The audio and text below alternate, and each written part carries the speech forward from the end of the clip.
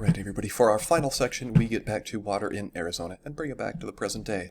Awesome. So this is a picture from the Salt River. You can notice a red mountain in the background here. Beautiful parallel bedded sandstone layers up here. So-called riparian ecosystem, right? So way back when, if you were, a land surveyor in the 1800s and you were trying to figure out where to build canals, where to find water for your group or whatever, right? You hike to the top of one of these mountains, maybe not this one, but one of the others, and you look around for like green patches of trees like this. Actually, you can do this today. I did this morning, right? Hike up something that's really tall and look around and try to find like these lines of green or dark green. Those are the rivers, right? If you're talented, you could map them out. Okay, so we talked about this person, right? John Wesley Powell, right? And his attempts, mostly unsuccessful, to try to convince the federal government to treat water in an intelligent way in the American West, right? Largely driven by a fact to alleviate the difficulties of people who were sold plots of land that were ripped off, right? And instead it was mostly speculators and wealthy property owners who would benefit from these government programs, which is the opposite of what they were intended for, right? He proposed splitting the West into this kind of a map, right? So notice, okay, here's, Texas, this is our 99th parallel, right? And then everything west of there was considered to be the arid lands. And then, everything over here, right, what we would call the Pacific Northwest with gold rush towns, right, was back to being rainy and not arid again, right? But all the stuff in between was considered to be the arid West. And he proposed this idea of dividing it this way, right, into watershed basins. So what does that mean? Well, every drop of rain that falls in this pink area eventually makes its way to the same outlet, right? Every drop of rain that falls in this blue area eventually makes its way to the same river. So his idea was to divide the American West along these kinds of lines, right? According to the rivers and the ways that the water flowed, that just made the most sense. Did that end up happening? No. Instead, you have political boundaries that don't make sense, right? Including, essentially, Congress doing this, right, to the entire American West and putting it into this sort of township and range system, right? Dividing it into squares, literally, without understanding what was out here, just picturing it as being, I don't know, some big prairie or savanna grassland or the Sahara Desert, none of which is correct, right? Dividing it into squares and then giving those squares to people, right? And as you can kind of tell right away from living here, right, which square you got kind of determined whether or not you got a piece of farmable land or not, right? If you got one that was, right next to the river, you got something you could farm really easily. If you got one, square of equal area that was, up in the mountains where it's incredibly rugged, then you were basically given a piece of property that was never going to be usable, right? And all the people out here build up these incredible debts to the federal government, which they are never able to pay back, and they're forgiven, or they're given, extra decades to pay back their debts, and it builds up federal debt as a result, right? All these other massive issues related to westward expansion and inequality appear, right? Just another way to kind of put it in perspective, right? So somebody who's given a square of land here versus a square of land over here, right? We can see why so many of the Homestead Act provisions and so many of these federal programs which were intended to sort of benefit equitably did not work, right? They were misguided, right? There's also this matter of water law, right? So water law along the sort of East Coast, right, and all through DC, would have been imagining something like this, right? That, okay, well, water law is what? Okay, well, if your property butts up against the water, then you have, reasonable use to it. Like, there was plenty more rain than you needed to grow crops, and they kind of imagined people using it like for a water wheel, where, this person using a water wheel does not damage their environment, right? They're not extracting something from the river that makes it so that somebody else downstream doesn't get as much, right? And so a lot of water law was created with this in mind, but that doesn't really work, right? What works better is the system of prior appropriation, where far ahead of time, it is determined who gets how much water. And it's not just based on whether you live on the river. It is based on how much water you need to be able to grow crops, right? Depending on which watershed basin you are in. And this is extended all the way up to the present day, right? So everything about east of here has this so-called riparian water law, right? Where basically, if there's a river and your property touches the river, then you can use it for whatever you want, right? They imagine like water wheels. All this stuff, including where we are in Arizona, is considered to be prior appropriation. So things are sorted out ahead of time by some sort of centralized structure as to who gets how much water. Some other states have a hybrid system, but notice just how clear the dividing line is. Everything here in the arid west, right? West of that 99th parallel. Now, it became time, as many of these federal programs failed, right, to appropriate, right, according to prior appropriation, the water in the Colorado River. So in 1922, these states came together and had a big series of meetings with lots of arguments and conflict and, bullying each other, basically, until they worked out an agreement for which state would get how much water, right? And they signed this thing called the Colorado River Compact of 1922, right? And it essentially divided it equally between the upper basin states and lower basin states. And the upper basin states, all of these, right, including Utah, got 50% of the water, and the lower basin states got 50% of the water. And if you're thinking to yourself that that doesn't make any sense, then you'd be right, and I don't have a good answer for you. It doesn't make very much sense at all, right? So this stuff is higher in elevation, right? We're starting up in the mountains where the river first begins, and as it flows down, right, we've got our lower basin states, including Arizona, right? This compact, the Colorado River Compact of 1922, is still in place today, along with the water that it allocates to these different states.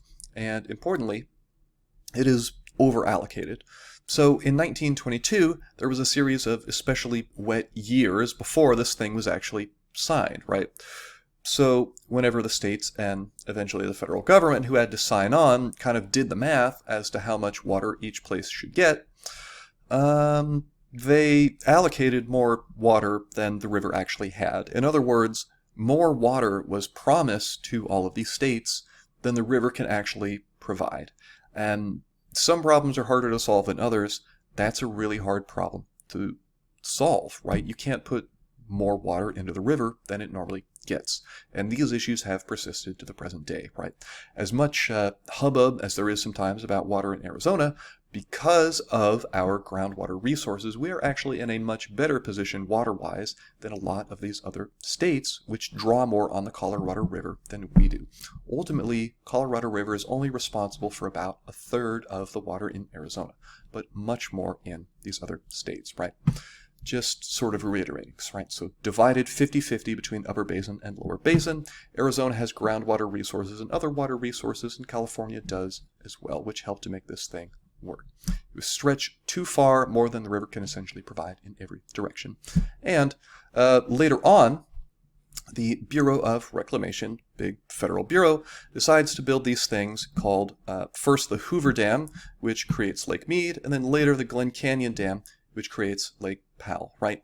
And the combination of trying to put two reservoirs on here, along with the fact that there is a drought, as we will see, and the fact that it was over-allocated to begin with, leads to this issue of there simply not being enough water here. It is an issue which extends beyond Arizona and presents conflict between these states and has not been totally resolved, right?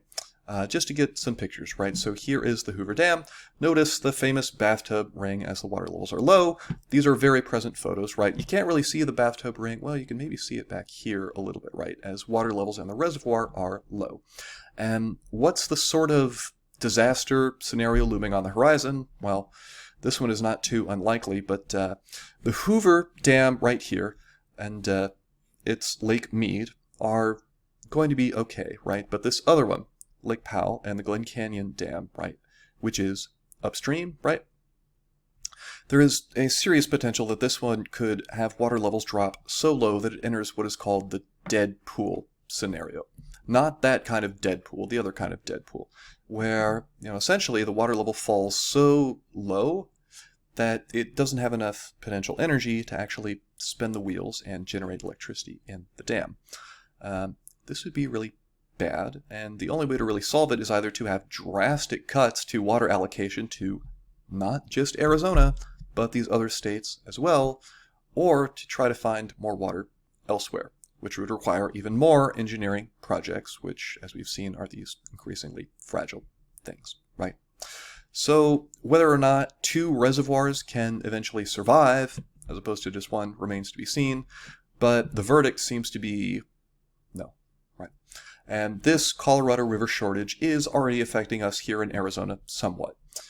Not to the point of, running out of water and dying of thirst or anything like that, but currently, as of 2023, I believe, we are in a Tier 2A, right?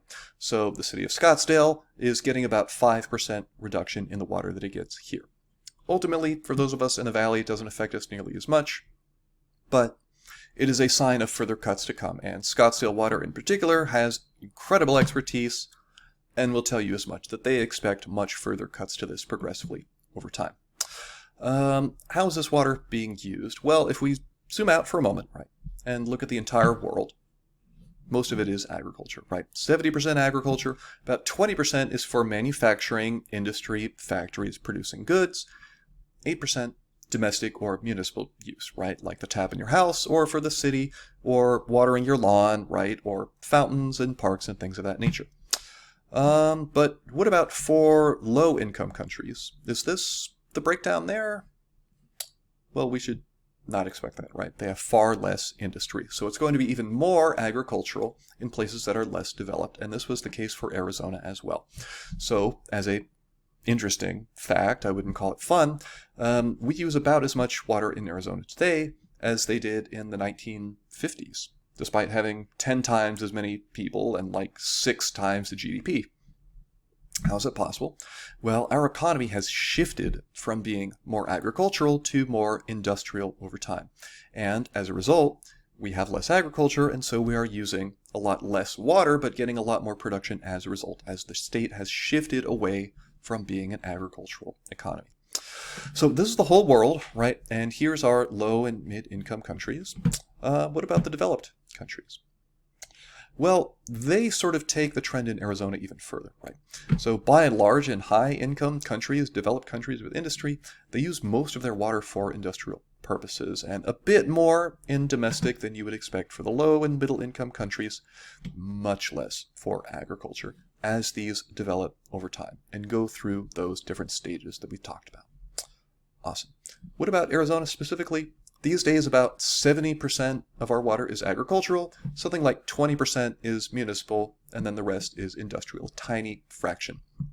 Of the municipal use, about 2/3 of this municipal use of water for cities goes to outdoor use, so watering lawns, things like golf courses, which, to be clear, are not necessarily bad uses of water and can have environmental impacts and usually use water that could never go back into the drinking system. Depends on the golf course.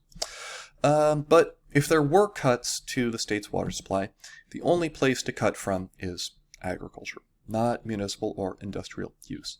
This is the only place to cut. You cannot cut from the others. It does not work because this is where the GDP is and this is where the people are.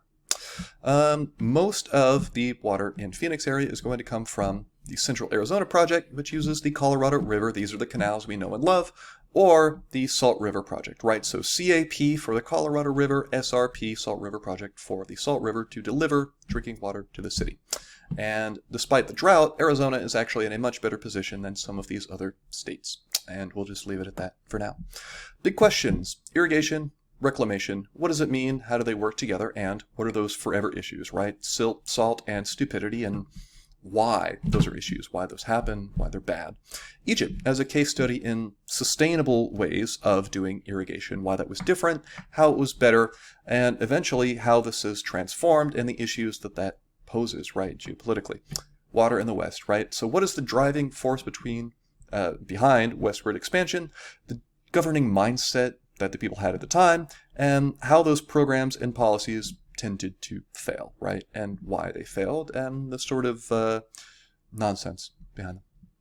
And then the final one, where does our water come from and where does it go, right? What are the issues and what should we expect moving forward? And we've done it.